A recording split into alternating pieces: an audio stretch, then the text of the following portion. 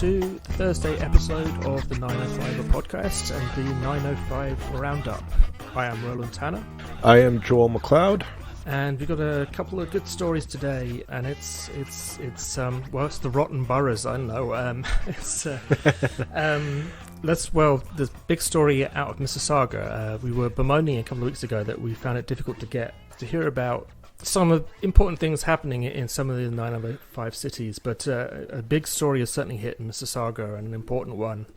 Joel, why don't you tell us a bit about that? Yeah, so in Mississauga, a councillor, Karen Ras, I should say former councillor Karen Ras, as she's resigned basically over excessive bullying. Yeah, the CBC is reporting that basically her car was vandalized in the city hall parking venue area for councillors, the reserve area, and that over 8 times over the last 2 years, and that the police. The CBC is reporting that the police identified her comrade, her colleague, fellow councillor Ron Starr as the lead suspect in the vandalism. The shocking story is that the supposed integrity commissioner for the city of Mississauga did absolutely nothing to address her concerns. The mayor's office did nothing to address the concerns. Mayor Crombie was saying that she was cooperating, although I'm not entirely certain if the integrity commissioner wasn't doing the investigating. I mean, I guess she was cooperating with the police investigation. But in the end, yeah, Karen Ras decides that she basically says, well, I've had enough of this. I'm out. I'm done.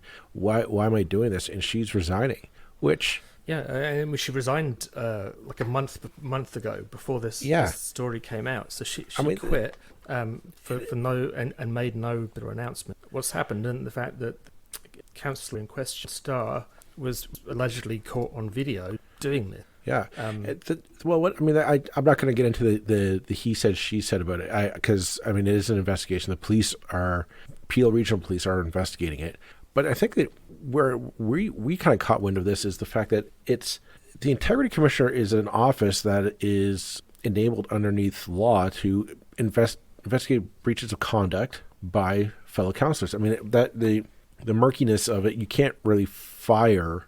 There's no mechanism to fire a city councillor or a mayor. Like there's no party caucus. There's no leader discipline. There's no party whip office or anything like that. It's entirely kind of an honor code system at the municipal level. So this integrity commissioner is supposed to be the way for everybody to police themselves, and the system just completely failed former councillor Ross. Yeah, I don't understand the point where police or whoever said to the city, okay, we've got pictures of one of your councillors keying another councillor's car. At that point, there is only one. The next course of action is, well, first I probably then immediately hold a vote on asking the councillor to take a lead and vote on that. It's up to him to take that. We do, but also then to immediately pass it to the integrity. Now, clearly that didn't happen, and as a result, a councillor is clearly a victim in the whole thing, has resigned and is no longer serving her. That's a big deal, And Bonnie Crombie is. I just find the quote here. Over the last few days, I've reflected deeply on this. Should have done more for Karen. And yeah, no kidding. If you knew that this was not just, there's a very serious allegation with very clear, according to what's in the CBC, some fairly clear evidence being involved. You got to act, and you got to defend the victims of bullying and harassment.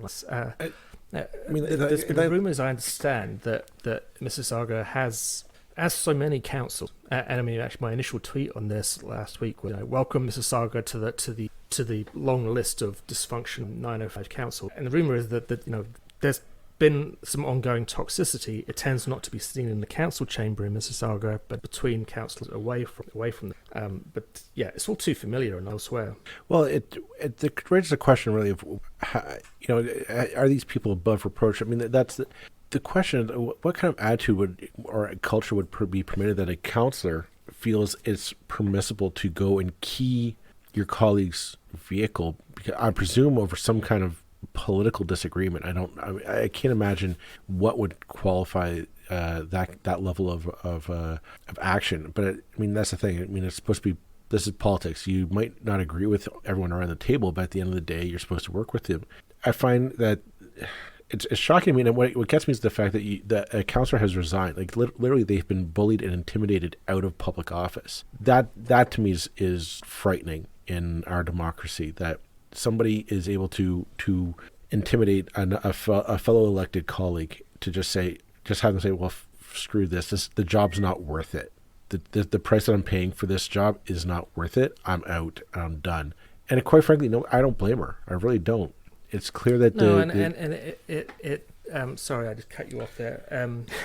But it fits a pattern of the greatest toxicity. Often, I'm not saying always, but very, very often, the greatest displayed by some older male, white university councillors towards younger, newer female councillors. I think it's completely legitimate to point that out. I mean, I've seen it kind of with my own eyes. We're seeing it kind of with our own eyes in Hamilton at the moment, in that the councillors who are least popular with the incumbents are newer and fresher faces, both women in terms of Maureen Wilson and Anne. To extent, I think we saw it too in Burlington, where Marianne Mead Ward for a long time was on the receiving end of some incredible levels of toxicity directed at her, which, again, it's okay to disagree with your colleagues. It's okay not to like your colleagues.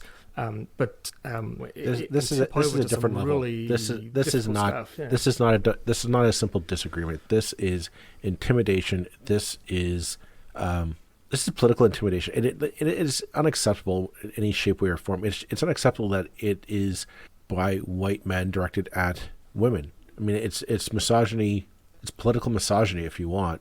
If you want to call it that. It just really upsets me, and it just really gets me the wrong way that this would be allowed to happen. And the fact that supposedly the mechanisms to stop this completely failed. And at some point, that's where it takes real political leadership to say, this isn't right. We need to stop it. And the thing is, if the mayor knew about it, it does come back to her, because I mean, if you think about it, she's the chair of the board. She's the chair of city council. She's the one who has to referee.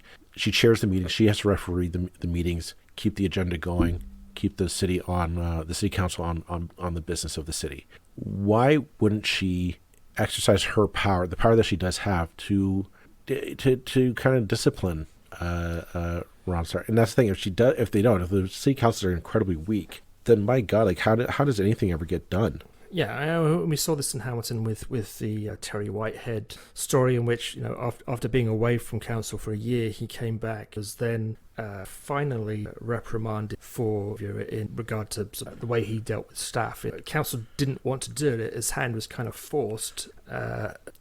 Several councillors had jumped to his defence, but were kind of forced, if I'm remembering rightly, by the Integrity Commissioner in Hamilton's judgment to kind of then say, okay, well, yeah, fine, we'll punish him. It's councils do a really bad job of kind of policing themselves, unfortunately. Well, they do. Maybe that's the fault of the structure of council. Like, if you think about it, the council is meant to be some kind of, we don't encourage party politics to get in there, kind of for good reasons. But in a case like this, a party structure would help immediately, because if you have a caucus, it's caucus easy. Will fight. Well, I mean, here's the thing: if you're embarrassing them, yeah. But if you do have a caucus of 2 or 3, it's easy to discipline the lone rogue wolf. If they aren't, then they're all kind of held accountable. I think we're seeing across the 905, this role of integrity commissioner is incredibly ham-fisted and weak. It was created almost as an afterthought rather than an actual way to police and maintain decorum. I mean, we've seen, as you said, in Hamilton, they use it to go after citizen volunteers. We've seen it used kind of as an afterthought when outside political pressure says, "No, we really need to look at the conduct of a city councillor." Here in Mississauga, we don't know why it wasn't used, but it wasn't used for 2 years, and that's deeply troubling. And it tells me that this is one of those roles that It provides cover to elected officials because they get to say, "Oh, I can't do anything. The integrity commissioner is investigating." And two, they're completely useless entities. Like they at the end of the day, they get turned over to. They get turned over to the decision making gets turned over to the city council, and the city council gets to debate it and go back and forth and all this stuff, and they get to ultimately decide to reprimand a councilor or not. I think, and I don't think they're inherently. I don't think it's a requirement. I don't think it's they can do a good job. Integrity commissioners can, and I think they vary in quality. I think what we saw in Hamilton was the appointment of an integrity commissioner who was a former employee of the city. It's like, well, that's iffy right there. And the other thing is, it's like, these are private businesses who are wanting to keep their contracts going. Well, they don't have to be temptation private. With. They don't have to be. Contract, but they're in essence a consultant of the city, and like consultants, I often feel whenever I look at the endless supplies of consultants who work with municipalities. It's amazing how often they give the result that the council wanted to get when they appointed them. So, and I'm not saying there's anything deliberate there. I just think that's the way that the human mind tends to work.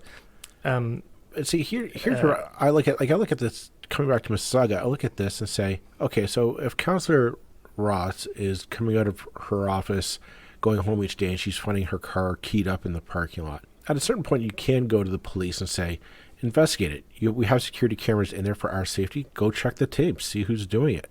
The police will say, yeah, we're going to say it's Councillor Ron Starr. That's who we think it is. Okay, great. Present the evidence, and you take it to city council and say, I want to reprimand this councillor. You can do it. You can strip him of any. You can't remove him from office, but you can't say you don't get to sit on any committees, and your voting is very conditional. Toronto City Council did it to Mayor Rob Ford. They stripped him basically of his powers down to a bare minimum. Like, it's almost like a shadow mayor by the end of his term for his conduct. So the city can do it. It ultimately is. You have to kind of pressure your fellow council to say, we need to act on this and do it in a public and transparent manner. I guess my problem with these integrity commissioner offices is that they've and at least in the 905, our end of the 905, they transform into a political cover for not doing anything. I mean, let's face it. I don't think Ron Starr, if he is guilty of it, allegedly, whoever did it because they said, I can get away with it. I'm not going to lose my job. I'm not going to be held to account, because I'll just say this: the integrity commissioner just twiddles his thumb and spins his wheels, and we're always in an investigation for however long until the next election, and then we drop that and we move on. So it's a political cover machine, is what these things turn into. It's the same as the ethics commissioner offices that we see in the federal government. They don't do anything. They're there to provide political cover and political ammunition for opposition members to go after the government of the day. That's all they are, and they're tax-funded vehicles too. Well, it's end of rant. That's probably a good end of rant. I mean, something is not right. I mean, something is seriously not right here with this specific. Something is generally not right. And I know we spoke to Joey Coleman a few months ago, probably about 6 months ago now, and he spoke to the need for kind of like a province-wide ombudsman, much tighter control over council behaviour. And I really think we do need something like that, because it's. Yeah. I'm trying to find the city hall in Ontario that isn't kind of messed up one way or the other. And it comes back to things, we're seeing the same things again and again and again. Toxic councils, just shoddy behaviour. Shoddy behaviour that is clearly not acceptable, just being not dealt with in anything like a proper way. If this was held, pick any Fortune 500 company. If this came out, this was happening at a board table, I guarantee you that board member would be removed from their office before the end of the day. And the bottom line is if it came out in Mississauga, the fact is it didn't come out until too late. Right. If this story had not been basically hidden until the councillor resigned, it would have been entirely different. Why on earth was it not made public. It should have been. It would have helped everybody involved if it was public. You know what? Let's call it a break there for our sponsor, and then we will talk about more things that should be made public after our break. And we're back. So, Roland, we were talking about things kept behind closed doors in municipalities. What other municipality has been keeping things hidden behind closed doors in the 905? Well, it seems to be a bit of a developing theme in Burlington. There's some big decisions are made behind closed doors. For a variety of reasons, some of which are unavoidable, just the way the law works. A huge number of decisions in Burlington end up getting made behind closed doors when it's to do with development. And it's because things get appealed, then once you're appealed, it's a legal situation. But what that means is that councillors are not on the record or held accountable for the decisions they make regarding development, which is the issue that most of them were elected on. Certainly a significant number of them were elected on. So that's been secret all the way from 2018 and made worse by or exacerbated by the situation with the downtown interim control bylaw, because it just meant that everything was appealed or ignored. But we're also seeing some really big decisions about financial outlays, big purchases of property, also happening entirely behind closed doors. And while in-camera meetings are a normal part of council routine, some things have to be done that way. The extent to which they're used and the extent to which they are used as a kind of blanket way to stop any information coming out to the public about what the city is planning to do is new, I think. And so I wrote an article today on our website, 905.ca, about the announcement yesterday by the city that it's moving to the next steps in its plans to purchase the former Robert Bateman High School. Bateman was declared surplus by the Halton District School Board back in 2017. That was a whole huge controversy at the time that anybody who was involved in it, even in the smallest way, will remember well. Basically, it was kind of like a fight for which school gets closed, and Bateman lost. Won't get into the rights and wrongs of that, but that's the background of why the school is why the property is now basically up for sale by the school board. This is not the first time that this kind of decision has been made by City Council. Back in 2009, the former General Brock High School was a portion of the lands there were purchased by the city for $9 million. And that followed like a huge and very lengthy public discussion and debate about whether the city should use a big chunk of money to buy lands to keep them in perpetuity for the city, or whether they should give up that chance and run the risk that the land is developed, highly likely. So we've got the same thing here, is that instead of 9 million, we're dealing with XXX million, and probably in the tens of millions of dollars, I think, is highly likely, because they're buying not just land but also property, plus it's well over a decade of real estate price rises in the interim. So we're dealing with the big chunk of money that the city is committing to spend, that is, just not receiving any proper public analysis or assessment, because it's been done in camera meetings. Well, this is also, and it's actually. I was just going to say, there's also a footnote on this story as well, that recently the city has also made a major purchase of a downtown park from a private shareholder. The Lions Club owned a sizable piece of land down in the downtown core. The city recently purchased it. Now they got a deal for it because of an agreement made back, I believe, in 2017 as well, with the Lions Club there. However, that's a major purchase that just happened. Like, the city's going on this buying spree around the Yeah, city. with very little public knowledge, Right. very little public debate, no real. And part of this is down to the situation with the media in the 905 as a whole. That maybe these stories, COVID doesn't help. It doesn't help that council meetings are not like council meetings used to be. They're being held on Zoom. The public as a whole seems to have kind of given up on delegation to a large degree.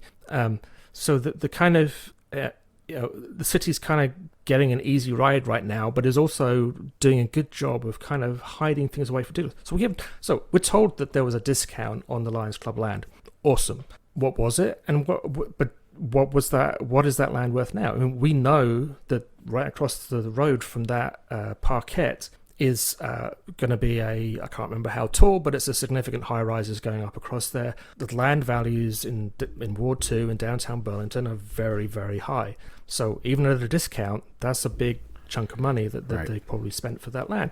And again, there's no doubt that the public will have wanted to keep that park. However, just saying the public wants it and the public should get it and the public would accept the cost and the price of it are all three very different things. Well, When there's no public oversight and no public discussion of these things, we're not really doing a good job of acting in the public interest. the other aspect of the story that caused us to kind of our ears to perk up was the fact that the city is looking to go into its reserve funds to purchase this plot of land, the Robert Bateman site, which this seems to be an uncomfortable theme popping up at Burlington City Council, is dipping into the reserve funds. Now, the reserve funds is meant for an emergency. It's meant for situations kind of like if listeners of the 905 might remember in Burlington a few years ago, there was unexpected flooding in the eastern part of the city that caused a lot of damage and needed to be a lot of maintenance and repair work needed to be done to city infrastructure to fix that, as well as there was a lot of property damage to homeowners and that the city chipped in a bit to help alleviate that. That, I believe, would have come out of some of the reserve fund. At least that's what the reserve fund would be intended for. It's not meant to be dipped into to buy land on a whim. And I do think it's on a whim because there's been no consultation about this. There's no public debate. There's no public forums. There's no timeline to say, can we get public a feel for what the public wants. I mean, if you say, hey, do you want to buy green space and keep a parkland that you've been enjoying? Everybody say, yeah, we want that. If you say it's going to cost you $20 or $30 million, oh, wait. The other side of this deal is, yeah, you can have that, but you might risk losing LaSalle Park next year. Right. Because that's the next huge decision that is heading towards this council, is that they need to find solution with Hamilton over LaSalle Park. And for those of you who aren't familiar with Burlington, LaSalle Park is a very nice, much-loved park on Burlington Bay. There's a marina there as well. Lots of events happen there in the summer. There's a venue. The lands actually belong to Hamilton, dating back to when Hamilton actually included what's now Aldershot, which is part of Burlington. And when Burlington got Aldershot, Hamilton kept that land in its ownership and subsequently leased the land to Burlington for $1 a year. Now, that kind of long-term lease, which was agreed in the 80s, is coming to an end in 3. So this year is the year they need to find a solution. It doesn't help that there's an election. And there's already been kind of, in 2020, there was a motion passed by the council that, I think you can kind of interpret as, pay up Burlington, where Hamilton directed staff to look at its other options, including, selling, developing, doing whatever it wants with that land. If you've already dipped into the reserve funds, because no doubt that land is worth a lot of money. There's no land. There's no land in Burlington that is not worth a lot of money. Well, yeah. Let's be honest here. That also is true. I understand that. I know that the plan, at least according to the media released by the city of Burlington, the plan is to have Brock University put part of its teaching college at the Robert Bateman site, but that would just be one small portion. On the mayor's website, she posted a conceptual floor plan of what would be happening at Robert Bateman High. One part of it is Brock University. Another part would be City of Burlington, which I presume that's the part that would be that's already owned and run by the city of Burlington. That would be Centennial Pool. There'd be a section that you could put the Burlington Public Library, a wing or an office there. Small place for the tech place, which was that's a part with the Burlington Economic Development Council, if I'm not or committee, I'm not mistaken. Then a small section would remain in use for the Halton District School Board. Not sure what that is. And this is all proposed. Like no contracts have been signed. No leases have been signed or fees agreed to yet. This is all up in the air. And that's, to me, I find this is. It sounds like it's all good and whatnot, but what happens? Mike, we were talking before. I worry about what if Brock says, you know what, our program has expanded. 5 years down the road. No, we need to leave. We need a bigger place. Yeah, I mean they're leaving Hamilton, so why wouldn't they leave Burlington? Right. Circumstances change. Someone made a good point on Twitter today that it's not the worst place in Burlington to get to on public transit, but it's far from the best as well. So, if you're as an education place for students who currently are in downtown Hamilton, it's kind of, a downgrade in terms of being accessible by transit. And the ultimate point about all this is, we're just throwing lots and lots of what ifs, maybes, could this happen? We don't know, but that's the thing. Nobody knows because it's all being discussed in private. All these questions should be discussed in the open with an idea of what the cost is. I mean, frankly, I don't think what they're planning for that site is very exciting. So It's like Brock University teacher training college. For whatever reason, every medium-sized city wants to have a bit of a university in it because it looks good and it makes everybody feel good. I think it's one of the most pathetic and childish things that cities do. Burlington's had this problem before with McMaster, and it felt a lot of good it's done in the city. But whatever. So we get a little bit of Brock and we get to brag about that. We move the library, which is a small branch library in there. Well, that's just 6 of one, half a dozen. Again, you're moving from one plaza to another place. And sure, I'm sure there would be other wonderful that would happen there. But are those wonderful things worth the price tag? Yeah. Well, taking a big lump out of city reserves, and sure, there are reserve funds specifically for buying land when it becomes that's what it's there for. But the city has already spent on this Bateman project half of one of its facts. It's already committed $3 million for preliminary Bateman work, due diligence and exciting things like that, and that has come out. Let me find the name for it here. It was one of the capital reserve funds, let's put that. That $3 million amounts to over 50% of that entire fund, which is currently at $5.9 million. So there'll be $2.9 million left. Again, I'm not saying with any of this that this is inherently a bad decision. What I'm saying is these aren't decisions that should just be made pretty much, with the wave of a hand in a council meeting, with no public, no real discussion, no real, until today, not a lot of coverage in media, and it's part of a trend. We saw it with the Lions Club, we've seen it with other, we saw it with the pride. It feels like this city clerk is a lot happier to go into private sessions than previous city clerks. We saw it with the pride. The rainbow flag crosswalk debate that happened last year, that everybody in Burlington was ecstatic for it. They were very much in favor for it. The mayor was tweeting out about how, pick the spots for the crosswalks to go, and there were 6 or 7 sites across Burlington. They were all picked and ranked, and boom, we got our crosswalk sites. And then it came to, okay, let's authorize the payment, and that turned into a bit of a kerfuffle where, again, the idea of budgeting this over the course of a number of years so that you wouldn't get all the crosswalks at once, you get them spread out over 4 or 5 years with each city's yearly annual budget.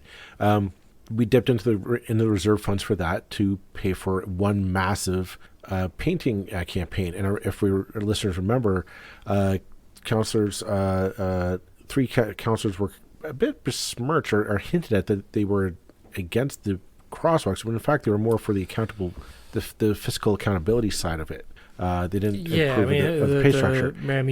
Mayor Mead Ward posted a tweet which kind of implied they'd voted against it when it was the way that the money was being raised, or the money that was being used, which is a real issue. And I mean that's what the city council should be doing, is accountability of how are we spending our money in our city. The reserve fund is not a piggy bank to go shopping around. The fact is, the Robert Bateman site is expensive to purchase. The idea of it back in the day, as you said in your article, before Mike Harris came in, the idea was that you could get it back for $1. The city would sell the land to the school boards for $1 essentially, and then if a school board was no longer going to use it, you sell it back to the municipality for $1. Mike Harris changed those rules, and now that land has to be sold at the fair market value. Well, as anybody in the 905 knows, that fair market value is not chump change. The fact of the matter is, we might have to just say, nope, that's not going to happen. Maybe that's a provincial issue. Maybe that's something we should be taking up with the current provincial government, or with the NDP or the Liberals for the next upcoming provincial election. But this is serious. This is kind of what you're about. Is about making sure that you spend our money fiscally, prudently, responsibly. This isn't it. And especially, the thing is, you don't do it behind closed doors. If you do it behind closed doors, it's to me, it's a sign that you don't want a debate. And I keep on coming back to the General Brock decision in 2009 under a council that I was no particular fan of, the Mayor Cam Jackson. Many of the people who retired or lost their jobs in 2018 were in that council. I wasn't not a huge fan. However, that process over General Brock was very, very public. People were involved, people delegated, the community got involved. There was discussion about, this is what we'll have to add to the tax bill potentially to buy that land. Is the community willing to have like a special fund, a special levy just to pay for that land? Mm-hmm. None of this is happening this time. It's just like, oh, no, we'll pay for it. Don't worry about it. It's fine. It's going to be great. I'm not even sure that it is that great, what's being proposed. It's like, it doesn't really set my world entirely alight. I mean, it's, for the right price, it'd be fantastic. But I don't know. I don't know the need is it what we want? I just don't know the need of it. Like, you haven't even told me that this is an issue. That the need to purchase this site is an issue that we need to we really need to fight for. Like, we don't need. I don't think the city needs the building for any purpose. And in terms of the green space, if you're afraid of a developer coming in and developing it into just a high rise, I get that, but you can put conditions in it that we want more green space there. And the green space of the land, so one chunk of it is not up for sale, is Frontenac Park. One chunk of it belongs to Ascension Catholic Elementary School. That's not up for sale. Another chunk of it is up for sale here, but the majority of the site has a building on it. So maybe the city should be buying the land, selling off the building to a developer because it's already built on, and adding that green space to Frontenac Park. I don't know. These are all things that maybe should be discussed, but which are not being discussed. I'm not saying that any of these things are right or wrong. It's the lack of discussion that there's really the sticking point, and it's not good enough. This council, unlike actually Mississauga, which has been back in the council chamber for months and months and months, this council voted before Christmas to not even begin looking at the possibility of having in-person council meetings again, which seems, the same mayor, by the way, voted to ask that schools reopen on January the 7th, but she's not willing to sit in a council chamber with her colleagues and a couple of delegates. Spare me. We can put up screens. We can make that entirely safe. And all the councillors are meeting people. They're putting pictures of them having dinner at the Queen's Head. They're going out in public. So what on earth is it about the council chamber that is still dangerous? It's nonsense. So this kind of behaviour, which is frankly a bit shady and a bit dishonest, it's time that this was challenged. And, I'm challenging it, I guess. I guess we both are. So, yeah. All right. I would say that's where we should end this episode. with a challenge to the powers that be.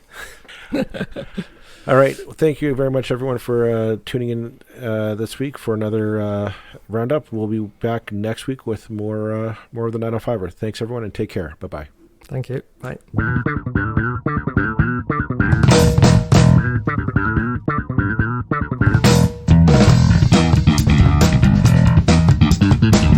That's it for this episode of the 905er. Thank you for listening.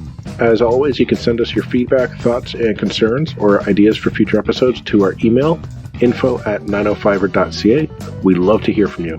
You can help us keep the 905er going by financially supporting us through Patreon as well as PayPal. Visit us at 905er.ca and click on the support tab. As well, links are in the show notes for your convenience. Lastly, you can find us on social media. Search for _905er on Facebook, Twitter, Instagram, and LinkedIn. So long for now. See you next time.